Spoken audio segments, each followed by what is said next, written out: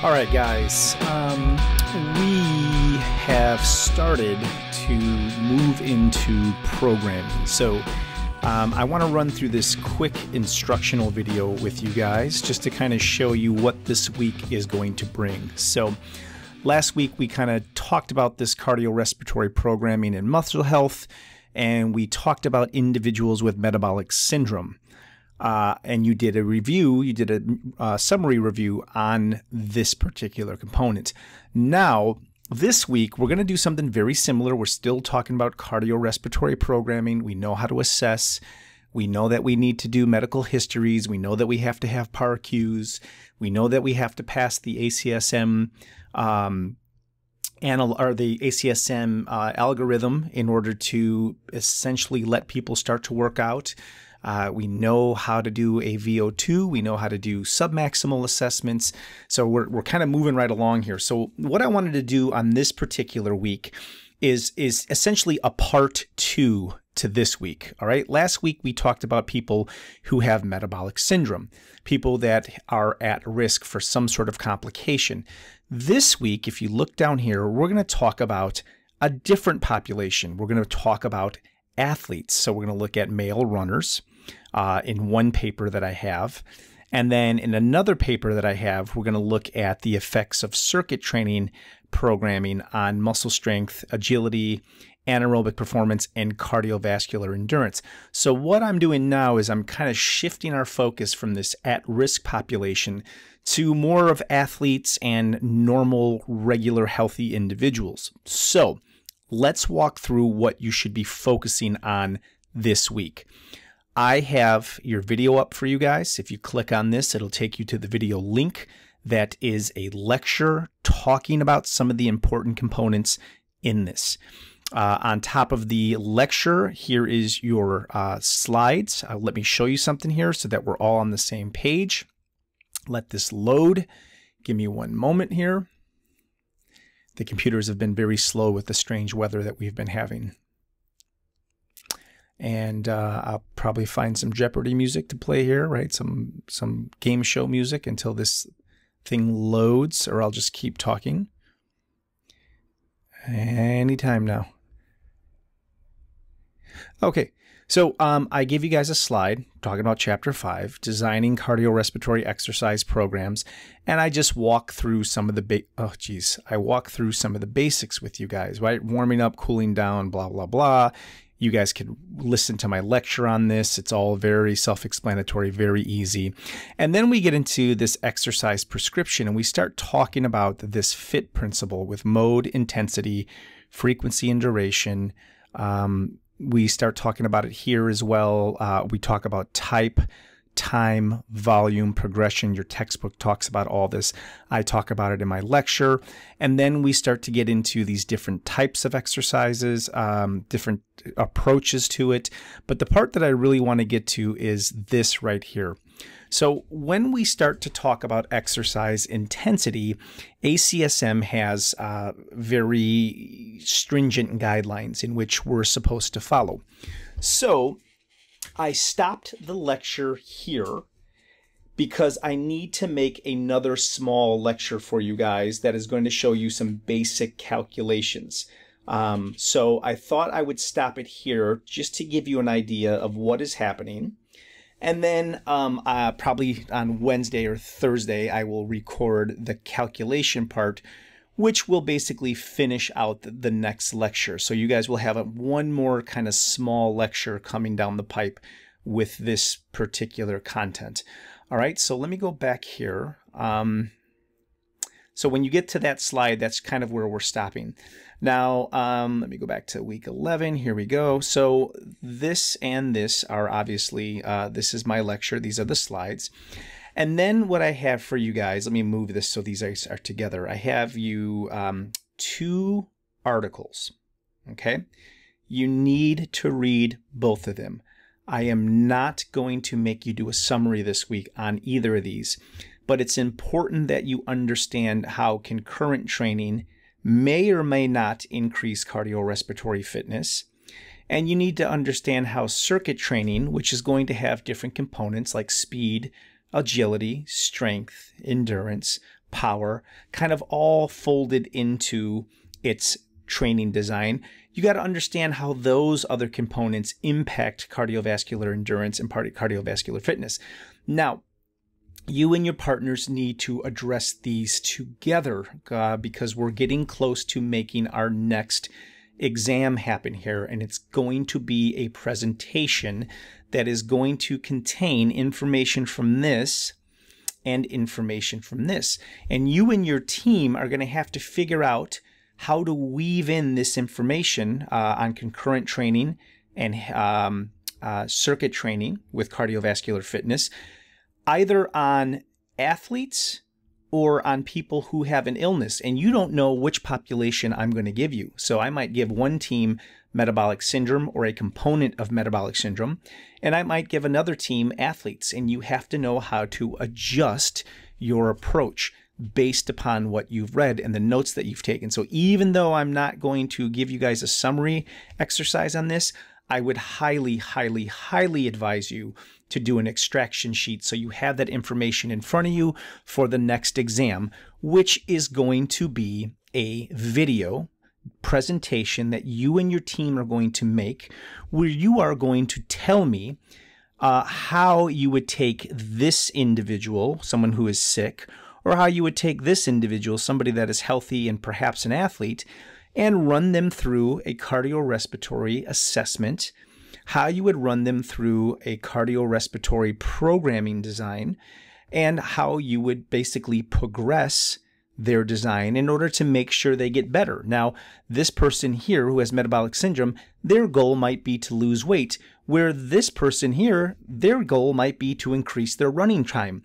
So you have to have very clear visions on which direction you need to go in. And more importantly, you got to tell me how you're going to get there. So now, to assist you in how you're going to get there, I have provided you two basic sheets here. One of them is very lay. So let me see which one I have. This one here. I will open it. Hopefully it opens quickly. Let's see. And there we go.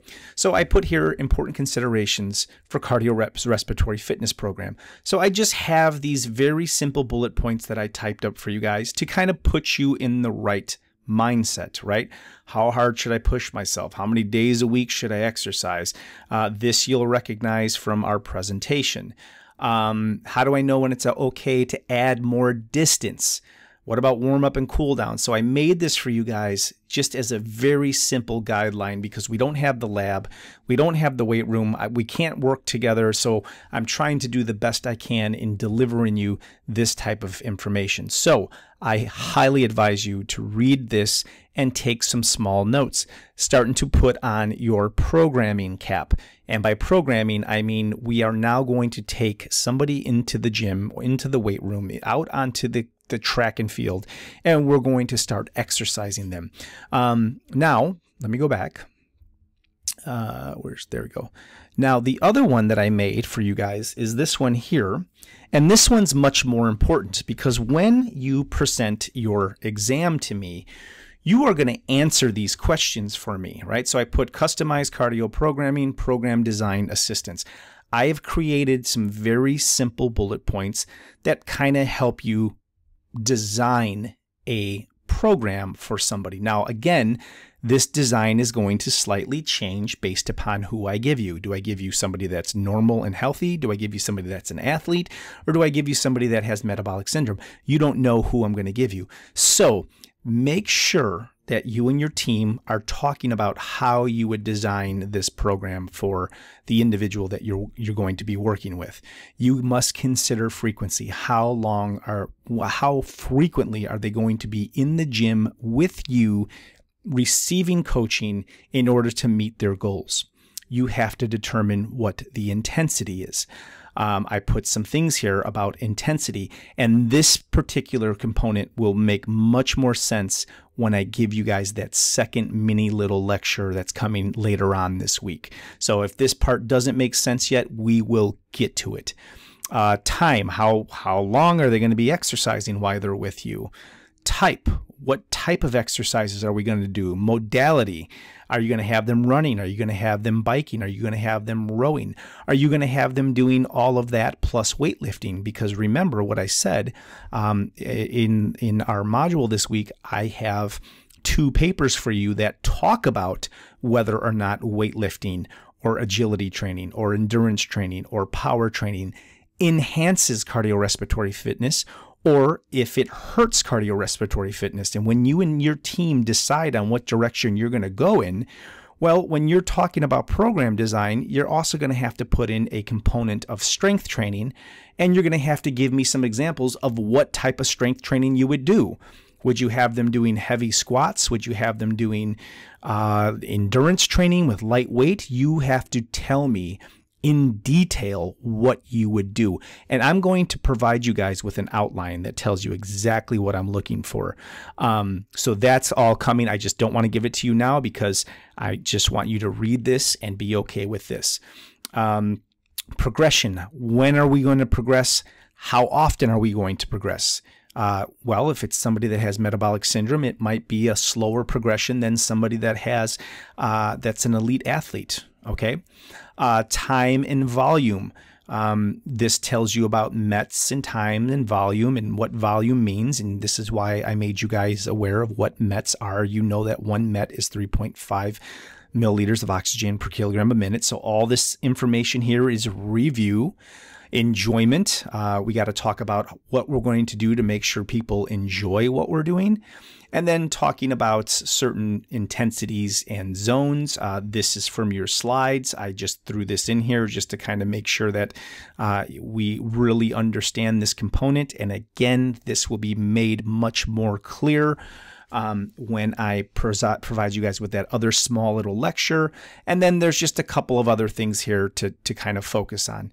So what you should be doing this week, let's go back to the module, is you should watch the lecture. All right. You should, where's my module at? There it is. Okay. You should watch the lecture. You should look at the slides. Then you and your team should read these papers and you should say, okay, Mr. B said we're either going to get a client that has this, or we're going to get a client that is a runner, or we're going to get a client that is just healthy and works out and likes to do circuit training, right? But when you read this paper and you read this paper and you maybe reread this paper, keep in mind that we're focusing on increasing cardiovascular fitness. And, you know, for this person, increasing cardiovascular fitness may reduce hypertension. It may help them lose weight. It may help them restore their blood sugar. If you think about the central and peripheral adaptations that occur and why we measure certain things with a VO2, well, it's, you know, maybe we're going to try to increase oxygen diffusion from the blood to the muscle cells with this person, or, you know, whatever we just got to put different lenses on to make sure that we're focusing on the right task and the right goal in mind. So once you start to read these things, what I'm going to ask you to do is start looking at this and looking at this. And maybe you and your team members can say, okay, let's take 3 scenarios here. Let's say Mr. B asks us to do this person. Let's say Mr. B asks us to do this person, and let's say Mr. B asks us to do just a regular, normal, healthy individual that just wants to look better, right? Those are the kind of 3 scenarios. I want you to start looking at how you would customize each of their programs, right, with their goals in mind, because that is what I'm going to ask you to do for this presentation. You and your partners are going to tell me how you would essentially determine if they're healthy enough to do the fitness in the first place. You're going to tell me about medical history. You're going to tell me how you would assess them at first, which we know we can, you know, if we're doing cardiorespiratory fitness, we can do, you know, either a graded exercise test, or we can do another type of test that is submaximal just to get, or we can calculate their VO2, right? There's all these different things we can do. And then you're going to tell me how you would prescribe frequency, time, intensity, duration, volume, and progression. And then the third part of that would be, okay, once you tell me how you would do that, you would tell me what apparatus you would use. So you would say, okay, well, I want this person in the gym 3 days a week. 1 day a week will be strength training. That will include, it basically include maybe whole body strength training exercises, because since he's only in there 1 day a week, we can't isolate body parts. And 2 days a week on the treadmill, right? So that would be just kind of a basic example. Now, there's no wrong or right way to program, but you have to have rationale, and you have to be able to tell me what, and more importantly, why you're doing it. And if you understand the physiology, then when you tell me why you're doing it, it will make much more sense.